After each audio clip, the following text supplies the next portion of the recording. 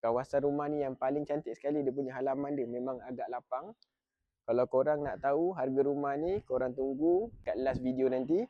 Rumah ni terletak dekat Penyiaran 29, Taman Universiti Skudai. Jom kita masuk bahagian dalam. Ini kawasan car wash dia, boleh muat 2 parking. Awning kita dah tarik sampai depan dah siap dengan lampu sekali. Jom aku tunjukkan korang pada bahagian dalam dia. Pintu dah siap dengan grill, pintu kayu. Rumah ni ada 3 bilik, 2 bilik air.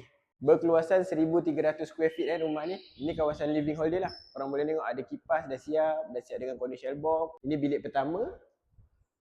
Siap ada kipas juga. Ini bilik kedua dia.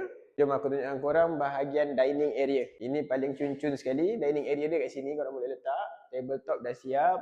Kabinet memang kena adjust. Dah siap mozaik dekat sini. Ini kawasan Dobby dia. Dobby area. Sidai baju pun boleh. Sini tempat Dobby area. Ini bilik nombor 3 dekat belakang.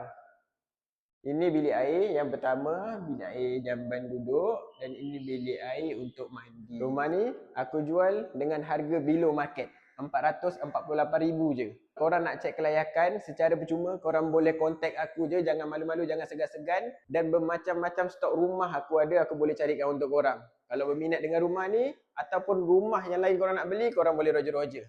Ciao.